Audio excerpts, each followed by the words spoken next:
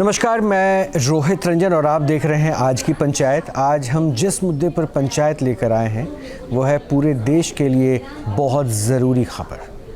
और ये आज जानना ज़रूरी है, समझना भी ज़रूरी है कि राजनीति में आप या हम कोई भी अछूते नहीं हैं। ये साबित कर दिया है पश्चिम बंगाल की सरकार ने। पश्चिम बंगाल में ममता बनर्जी के राज में महज 24 घंटे के अंदर सैकड़ों हिंदू परिवार उजड़ गए। क्या ये सिर्फ इसलिए था कि ममता को मुस्लिम पॉलिटिक्स करनी थी? क्या ममता बनर्जी ने सिर्फ मुस्लिम पॉलिटिक्स के लिए दंगे को भड़कने दिया?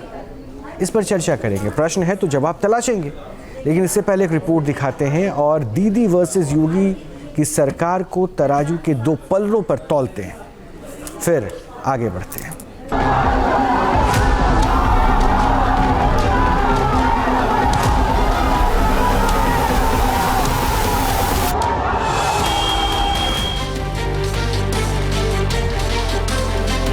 वक्फ बोर्ड कानून पास हुआ तो देश भर में प्रदर्शन हुए, लेकिन पश्चिम बंगाल के मुर्शिदाबाद जैसी ना तो कहीं हिंसा हुई और ना ही कहीं हिंदुओं को पलायन करना पड़ा। वक्फ कानून के विरोध के बहाने मुर्शिदाबाद की सड़कों पर तांडव हुआ। हिंदुओं के घरों को फूंक दिया गया और 3 लोगों को बेरहमी से कत्ल कर दिया गया। मुर्शिदाबाद में जिस तरह से हिंदुओं के खिलाफ कोहराम मचा, उसकी गूंज देश के कोने कोने में सुनाई पड़ी। लेकिन तब ना तो पश्चिम बंगाल की ममता सरकार पर कोई फर्क पड़ा और ना ही उनके गठबंधन वालों ने कोई सवाल उठाया। और तो और सीएम ममता बनर्जी ने एक तरह अपनी नाकामी का ठीकरा केंद्र और बीएसएफ पर फोड़ दिया। उधर से जवाब यूपी के सीएम योगी ने दिया। इसमें बांग्लादेश का हाथ है। अगर हाथ है तो इसको जिम्मेदारी तो सेंट्रल गवर्नमेंट का है कि बीएसएफ बॉर्डर संभालते हैं, हम नहीं संभालते हैं। ये अधिकार हमारे पास नहीं है। स्टेट गवर्नमेंट का पास बॉर्डर संभालने का अधिकार नहीं है। तो आपने क्यों अलाउ किया? क्यों अलाउ किया? क्यों बीजेपी का बाहर से आदमी आके आप गड़बड़ करके भाग गया? कोई फेद आपको देना पड़ेगा। आप चाहते हैं पोलराइजेशन करने के लिए, हिंदू और मुस्लिम में भागाभागी करने के लिए। आप चाहते हैं क्या आपका जुमला सरकार खाली कहे हम हिंदू का है, हिंदू का है और कोई धर्म का नहीं है। पिछले एक सप्ताह से आप पश्चिमी बंगाल के अंदर का नजारा देख रहे होंगे। पश्चिमी बंगाल के अंदर कैसे गरीबों को, दलित हिंदुओं को कैसे दंगों का शिकार बनाया जा रहा है। समाजवादी पार्टी मौन है, कांग्रेस मौन है और ममता दीदी को ये दंगाई शांतिदूत दिखाई दे रहे हैं। मुर्शिदाबाद हिंसा के बाद बयानों की जंग दोनों तरफ से हुई। घमासान दोनों तरफ से मचा। हरदोई की एक जनसभा के दौरान सीएम योगी ने सीएम ममता बनर्जी को ललकारा। ममता सरकार पर दंगाइयों को शांति दूत कहने का आरोप लगाया और दंगाइयों को लातों के भूत बता दिया। इसके बाद दीदी भड़क उठी और कोलकाता में इमामों की एक सभा में सीएम योगी पर निजी हमले करते हुए उन्हें भोगी बता दिया। आप देख रहे होंगे बंगाल जल रहा है, वहां की मुख्यमंत्री चुप है, दंगाइयों को शांति दूत कहती है। अरे लातों के भूत बातों से कहां मानने वाले हैं। लेकिन सेकुलरिज्म के नाम पर इन लोगों ने दंगाइयों को दंगा करने की पूरी छूट दे रखी है। पूरा मुर्शिदाबाद पिछले एक सप्ताह से चल रहा है, सरकार मौन है। बहनों और भाइयों, इस प्रकार की अराजकता पे लगाम लगनी चाहिए। जोगी बड़ो बड़ो बात कर रहा है, सबसे बड़ा भोगी है। महाकुंभ में कितना लोगों का मौत हुआ, कितना लोगों ने इंजर्ड हुआ, कोई लिस्ट ऑफ पब्लिकली दिया? नहीं दिया। बड़ा बड़ा बात करते हो, किसने एनकाउंटर में मारा? ममता बनर्जी के इस बयान पर सीएम योगी ने भी प्रतिक्रिया दी। उन्होंने कहा, ममता जी मुझे भोगी कह रही हैं, मैं उनसे पूछता हूँ कोई भोगी क्या इतना ही पैसा रखता है? मेरे पास तो एक जोड़ी कपड़े, एक झोला और कुछ किताबें हैं। मैंने सांसारिक सुखों को त्याग दिया है। मैं एक साधु हूँ और साधु की जिंदगी सादगी की होती है। लेकिन जिन्होंने सत्ता के लिए भ्रष्टाचार को गले लगाया, उनके मंत्री जेल में हैं। वो मुझे भोगी कह रहे हैं। ममता जी, पहले अपने गिरबान में झांकिए। बंगाल में भ्रष्टाचार की गंगा बह रही है। आपके मंत्री स्कूल भर्ती घोटाले में जेल में हैं। आपके नेता मनी लॉन्ड्रिंग केस में फंसे हैं। आपने बंगाल को लूटने का ठेका ले रखा है और मुझे भोगी कह रही हैं।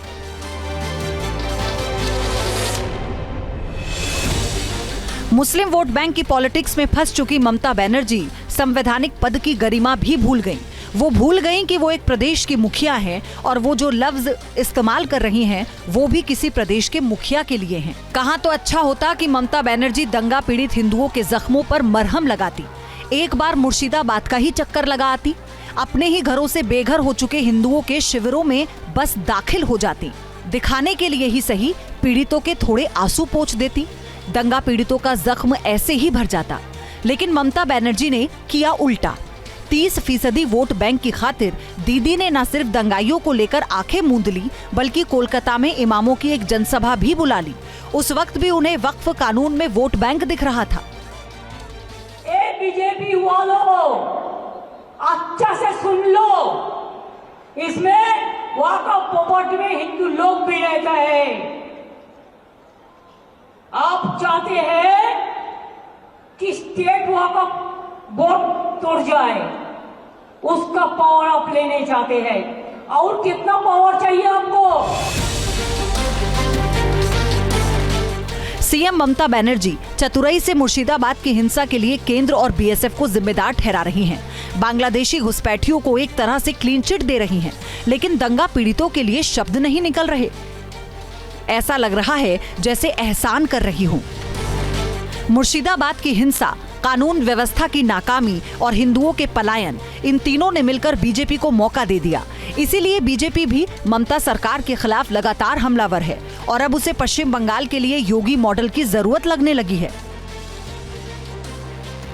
मैं योगी जी को रिक्वेस्ट करूंगा, वो बंगाल में तुरंत आए और लगातार उन्होंने हिंदू का रक्षा करने के लिए यहाँ थोड़ा काम करे। योगी जी का भी बंगाल में जरूरत है। और किस तरीके से उन्होंने यूपी में दंगाई को सबक सिखा रहा है, सुन लीजिए। टीएमसी का डेजर नंबर 26 चुनाव में हिंदू लोग एकजुट होकर इसका बदला लेने वाला है। और बीजेपी का सरकार आने का बाद हर एफआईआर को रीओपन करके हर दंगाई को योगी जी का मेडिसिन हम लोग ही देगा। अब सवाल है कि आखिर योगी मॉडल है क्या, जिससे ममता बनर्जी भी चिड़ी हुई हैं। वो महाकुंभ को कभी मृत्यु कुंभ बता देती हैं, तो कभी अपराधियों के एनकाउंटर के खिलाफ खड़ी हो जाती हैं। इसे आप इस तरह से समझिए, वक्फ कानून पर पश्चिम बंगाल में दंगा हुआ, यूपी में ऐसा कुछ नहीं हुआ, सिर्फ प्रदर्शन हुआ। पश्चिम बंगाल में दंगाइयों को कानून का जरा भी डर नहीं, यूपी में दंगाई कानून से थर-थर कांपते हैं। पश्चिम बंगाल में पुलिस बेबस नजर आई, यूपी में दंगाइयों के खिलाफ बाबा का बुलडोजर मैदान में उतर जाता है। मुर्शिदाबाद हिंसा के बाद बीजेपी ने ममता सरकार के खिलाफ अपनी पूरी ताकत लगा दी है कि कई हलकों में पश्चिम बंगाल में राष्ट्रपति शासन लगाने की भी मांग उठी। हालांकि बीजेपी के नेता सीधे तौर पर इसकी मांग तो नहीं कर रहे, लेकिन ममता बनर्जी के खिलाफ लगातार हमलावर हैं। नीतीश और नायडू दोनों सत्ता के लिए राजनीति करते हैं। ये अपने राजधर्म का पालन नहीं किए। ममता बनर्जी अपने राजधर्म का पालन नहीं किया और उनके संरक्षण में हिंसा हो रहा है, हिंसा हो रहा था, हत्याओं का दौर जारी। देखिए, सारा के सारा कारण की जड़ है ममता जी। तुष्टीकरण नीति के तहत बिल्कुल ही सत्ता और वोट के खातिर वहाँ जो जघन्य अपराध करार रही है वह ममता जी के कारण हो रहा है और जनता सब देख रही है। ममता जी का नाम ममता है, अंदर उनमें कोई ममता नहीं है। हिंदुओं पर हमले और उनके पलायन से संत भी आहत हैं। राजस्थान के रतनगढ़ में शिव महापुराण के दौरान कथावाचक प्रदीप मिश्रा ने मुर्शिदाबाद की हिंसा को सनातनियों पर चोट बताया और सीएम ममता बनर्जी के लिए विनाशकाले विपरीत बुद्धि कहा। मुर्शिदाबाद में हिंसा का आरोप बांग्लादेशियों पर भी लग रहा है, लेकिन ये भी सच है कि वोट बैंक या फिर कुछ और अवैध बांग्लादेशियों को पश्चिम बंगाल में पनाह भी मिल जाती है। और सच तो ये भी है कि जिस तरह से यूपी में उपद्रवियों और दंगाइयों पर सीएम योगी ने नकेल कसी, अगर बंगाल में वैसा ही मॉडल रहता तो मुर्शिदाबाद में हिंदुओं को बेघर नहीं होना पड़ता। रिपोर्ट आपने देख ली आज की पंचायत में, और अब जो मेरे साथ मेहमान जुड़ रहे हैं उन मेहमानों से मैं आपको धीरे धीरे मिलवाते चलता हूं। उसके बाद हम जरा प्रश्न का उत्तर तलाशने की कोशिश करेंगे कि क्या ये ममता दीदी का स्टेटमेंट सही था जो उन्होंने योगी आदित्यनाथ की सरकार के बारे में कहा, और क्या वाकई पश्चिम बंगाल में दीदी अपीजमेंट पॉलिटिक्स कर रही हैं। हमारे साथ जो मेहमान स्टूडियो में जुड़े हैं सबसे पहले उनसे आपको मिलवा देते हैं। हमारे साथ मौलाना साजिद रशीदी साहब हैं, ये मुस्लिम स्कॉलर हैं। हमारे साथ मुमताज़ आलम रिजवी साहब हैं, ये भी मुस्लिम स्कॉलर हैं। और हमारे साथ स्टूडियो में मौजूद हैं महामंडलेश्वर स्वामी वेद मूर्ति जी, बहुत बहुत स्वागत आपका भी। और हमारे साथ चक्रपाणी महाराज भी जुड़ चुके हैं, नेशनल प्रेसिडेंट है हिंदू महासभा के। आपका भी चक्रपाणी जी बहुत बहुत स्वागत है। मैं सबसे पहले रशीदी साहब, हिंसा होना और लोगों का पलायन करना मुर्शिदाबाद से डर के, इसमें सही और गलत अगर मैं पूछूं तो ये वाजिब नहीं होगा, लेकिन ये खबर सुनने के बाद आपके दिल पर क्या बीती?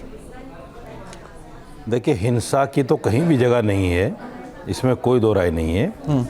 सवाल ये है कि सियासत नाम बन गया है अब हिंसा का। हिंसा नहीं तो सियासत नहीं। ठीक है, अभी मैं इसलिए कह रहा हूँ क्योंकि ममता दीदी ने खुले मंच से ये कहा था, अभी 4-5 दिन पहली बात है, कि हम अपने राज्य में इस कानून को लागू नहीं करेंगे। राइट। और ये भी कहा था, मैं हूँ ना, आप चिंता मत करो, आपको फिक्र करने की ज़रूरत नहीं है। सवाल ये है कि जब आप राज्य में इसको लागू नहीं कर रहे हैं और मुसलमानों से कह रहे हैं कि निश्चिंत रहिए, तो आपके राज्य में ये हिंसा क्यों हो गई? बिल्कुल वाजिब सवाल, बिल्कुल। मुसलमान सड़कों पर क्यों आ गए? ये एक बहुत बड़ा सवाल है।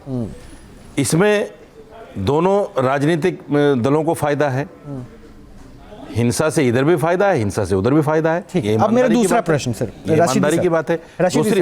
दूसरा पहलू इसी में जोड़ देता हूँ, एक एक करके पहले सबको मैं शामिल कर लूँ, फिर अपनी अपनी बात कीजिएगा। मैं दूसरा प्रश्न इसी में पूछ रहा हूँ, आपको लगता है अगर हिंसा हुई, उपद्रव हुआ, तो उपद्रवियों के ऊपर सरकार को कड़ा एक्शन लेना चाहिए था? यहाँ भी एक सवाल है। ममता दीदी जब मुसलमानों की पक्षकार हैं, मुसलमानों की हितैषी हैं, तो फिर 150 मुसलमानों को जेल में क्यों डाल दिया?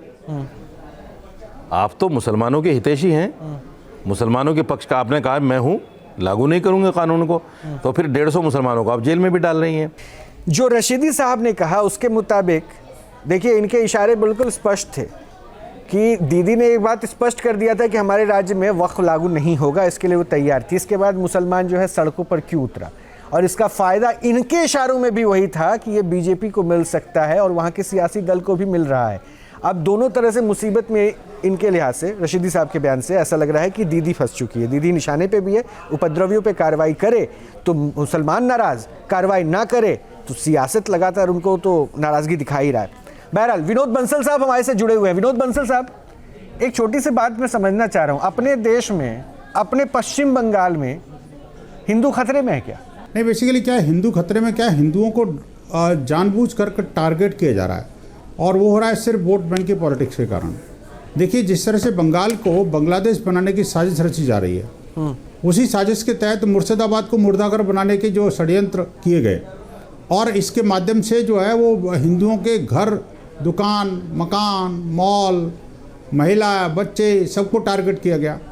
आप मुझे बताइए कि ये जो इस्लामिक संस्कृति किस तरह की, मुझे समझ में नहीं आता, जागी है कि जो कुछ बांग्लादेश में हो रहा है एग्जैक्टली वही रिप्लिका अब मुर्शिदाबाद में हुआ।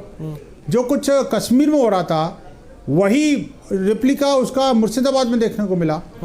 लैंड जिहाद करना, पहले तो मारो, काटो, लूटो, भगाओ, फिर उसके बाद उनकी ज़मीन पर कब्जा करो, जिहादियों को बसाओ और एक छत्र राज्य करो इलीगल काम के लिए।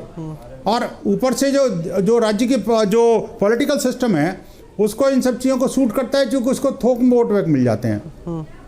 ये जो नेक्सस है जी, वो नेक्सस को समझना पड़ेगा, बहुत खतरनाक नेक्सस है। नहीं बंसल साहब, इसको तोड़ने के लिए दीदी तो ये भी कह रही है ना कि ये हिंसा जो है बीजेपी की पॉलिटिक्स को भी सूट कर रहा है, कि ये हिंसा होगा तो दरअसल वो जताने की कोशिश करेंगे कि हिंदू खतरे में है और चुनाव आते आते जो है एक तस्वीर बदल दी जाएगी। देखिए दीदी और बीजेपी क्या कहती है, मुझे इससे कोई फर्क नहीं पड़ता, लेकिन दुनिया देख रही है कि पिछले 8 दिन से मुर्शिदाबाद से निर्वासित हिंदू बेटियां, बहन, महिलाएं, पुरुष, बच्चे सारे के सारे जो है ना वो उसमें एक स्कूल में टेंट के नीचे रह रहे हैं। आप सोचिए उनको खाने पीने की व्यवस्था है कि नहीं है, उनके को और वो रिपोर्ट हम खुद भी दिखा रहे हैं, हमारी टीम वहां पहुंची हुई है और वहां से जाके रिपोर्ट्स भी दिखा रहे हैं। बंसल साहब ऑडियो भी आपकी सही करवाता हूं, एक बार संजय जी से मैं कनेक्ट हो जाता हूं, टीएमसी के नेता हमारे साथ जुड़ चुके हैं। संजय जी, हरगोविंद दास और चंदन दास के बारे में आप जानते तो होंगे? बिल्कुल जानता हूँ। मिलने गया क्या सरकार की तरफ से कोई उनसे? हेलो, मिलने गया कोई उनसे सरकार की तरफ से? मिलने गया है, उनके परिवार जी हाँ, परिवार की तरफ से मिलने गए हैं, आर्थिक सहायता भी पहुंचाई गई है, ऐसा कुछ नहीं है। कब गए? और बड़ा अफसोस है कि जिस तरीके से इसकी एक परसों ही गए हैं। हिंसा के से 24 घंटे बाद ये दो जो अपनी जान गंवा गए उनके पास सरकार का डेलीगेशन पहुंचे और उपद्रवियों पर आपने 24 घंटे में कोई कार्रवाई नहीं की, ये इल्जाम आप पे लगे, तो ये तो सरकार के कार्यप्रणाली पर प्रश्न उठ रहा है ना। फिर ये किसने कहा आपसे? आप मुझे बताइए ना, फिर मैं तो वही आपका स्टैंड जानना चाह रहा हूँ कि सरकार क्या कर रही थी। बता तो रहा ना मैं, 300 से ज़्यादा उपद्रवी पकड़े गए, जिसमें 150 से ज़्यादा लोग ऐसे थे जो बिहार से आए हुए थे और वो हिंदू थे और टोपी लगा करके बाकायदा उपद्रव करने के लिए आए हुए थे। और बाकायदा अलीपुर द्वार में तो कुछ लोगों को और भी पकड़ा गया है, जो जिनको जो है इस समय पूछताछ उनकी जारी है कि आखिर उनको जो है बिहार से यहाँ पे मुर्शिदाबाद में किस कारण लाया गया, क्यों बुलाया गया।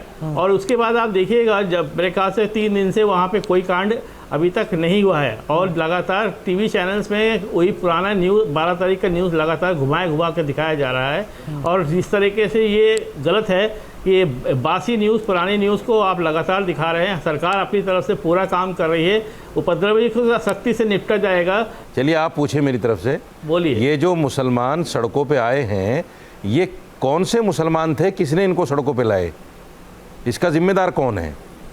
क्योंकि दीदी के उस भाषण के बाद ही सारी चीजें हुई हैं। सारी उसके भाषण के बाद हुई है कि कानून को हम लागू नहीं होने देंगे, यानी ये कह रहे सीधे सीधे उकसाने वाला स्टेटमेंट ममता दीदी ने दिया, उनके मंत्रियों ने दिया, आपके मंत्रियों ने दिया।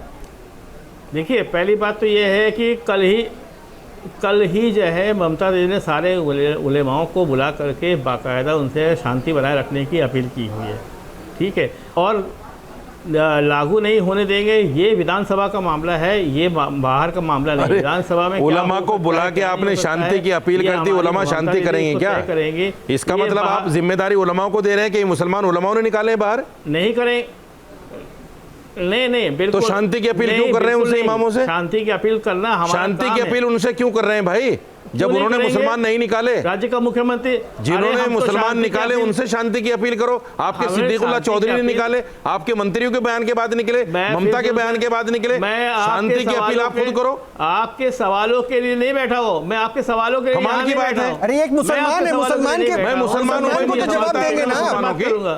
आपने 150 मुसलमानों को जेलों में डाल दिया है, बहुत से बिके हुए मुसलमान को बाहर मुसलमानों ने प्रश्न पूछ दिया। तो इसके अलावा कोई बात है आपके पास? बहुत सारे टोपी पहन ये कौन सा तरीका आपका बात करने का? आपके सवालों का जवाब ये बात करने का कौन सा तरीका है आपका? बिल्कुल नहीं, आप व्यक्तिगत आरोप लगा रहे हैं। देखिए, जो हिंसा का तांडव इन राजनेताओं के भड़काऊ भाषण और कुछ इस्लामिक जिहादी तत्वों की वजह से हुआ है, वो माहौल सिर्फ बांग्लादेश अपने पश्चिम बंगाल का नहीं बल्कि पूरे देश का माहौल खराब करने के चक्कर में है ये। और आप देखिए कि जिस तरह से, आप मुझे बताइए कि विरोध आपका किसी बिल से है, किसी पार्टी से है या संपूर्ण हिंदू समाज से है, मुझे समझ में नहीं आ रहा। आखिरकार उन निर्दोष हिंदुओं ने क्या किया था, उन गर्भवती महिलाओं ने क्या किया था बेचारी, जो कि वहाँ से पैदल चल के नाम में बैठ करके अपने घर बार को सब दुकानों को छोड़ करके आई हैं। और आखिरकार क्या प्रदर्शन के नाम पर लूट करना कोई किसी की संस्कृति है क्या? कौन सा लोकतंत्र अलाउ करता है जी? एक बहुत बड़ी बात जो सामने आई है उस पर कोई चर्चा नहीं कर रहा है। बात यह आई है कि जो 150 लोग बिहार से मुस्लिम का चोला पहन के गए, उन्हें अरेस्ट किया गया है, वो कौन लोग हैं? पूरे देश में इसी तरह का ड्रामा हो रहा है, पूरे देश में इसी तरीके से दंगा फैलाया जा रहा है।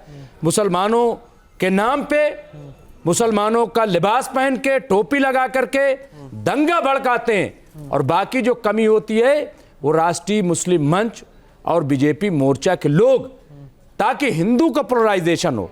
और मैं पूरी जिम्मेदारी से बात कह रहा हूं कि ये हिंदू अपीजमेंट बीजेपी कर रही है। जहां जहां इनकी सरकार है वहां वो ये हिंदुओं को बताते हैं कि तुम सेफ हो। बिल्कुल हिंदू राष्ट्र की तरह हो गया है मामला, क्योंकि करनी सेना जिस तरह से तलवार लेकर के निकली, क्या कोई एक भी मुकदमा हुआ? क्या कोई एक भी खिलाफ कोई कार्रवाई हुई? नहीं हुई। क्या कहा जा रहा है कि साहब वो तो लठ जो है तैयार थे और हेलीकॉप्टर से जो है निगरानी की जा रही थी। अरे वाह, अगर मुसलमान वक्फ के मामले में काली पट्टी बांध ले तो उस पर मुकदमा हो जाए, 2 लाख रुपया का मुचलका उसको लगाया जाए, और अगर करनी सेना तलवार लेकर के निकले तो हेलीकॉप्टर से निगरानी होगी। मतलब आप ये कह रहे हैं कि हमारे देश में भेदभाव की सियासत हो रही है? बहुत ज्यादा। दूसरी बात, जहां पे भाजपा की सरकार नहीं होती वहां पे ये हिंदुओं को डराया जाता है कि साहब तुम यहां पे सेफ नहीं हो, और फिर उसको मुआवजा किया जाता है, दोनों को कंपेयर किया जाता है। कहा जाता है कि ये देखिए एमपी में किसकी सरकार है? एमपी में किसकी सरकार है? मध्य प्रदेश में एमपी में भाजपा की सरकार है। वहां भी तो शोभा यात्रा में पथराव हो गया, वहां तो हिंदू। अरे मैं वही कह रहा हूं कि तो फिर वहां किसको? आपकी फिलॉसफी के मुताबिक तो बिल्कुल हो गया। सुनिए, पथराव कराया जाता है, पथराव माहौल बनाया जाता है पोलराइजेशन के लिए, और फिर पथराव कराएंगे, फिर उसके बाद कार्रवाई होगी। ये देखिए सबक सिखा दिया। क्या हुआ संभल में?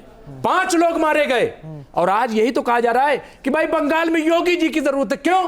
क्योंकि वो सबक सिखा देते हैं। ये दरअसल पैमाना बनाया जा रहा है। यूपी में जो योगी का एक्शन हो रहा है वो गलत हो रहा है। आप ये कह रहे हैं यूपी में जो योगी का एक्शन हो रहा है उपद्रवियों के ऊपर, जो उपद्रवियों के ऊपर जो एक्शन हो रहा है वो गलत है। कौन सा एक्शन हुआ बताइए? छोटा सा ब्रेक ले रहा हूँ, रिजवी साहब छोटा सा ब्रेक ले रहा हूँ, ब्रेक के बाद फौरन वापस आ रहा हूँ। आज की पंचायत में यही प्रश्न हम लगातार उठा रहे हैं, फौरन वापस आ रहे हैं।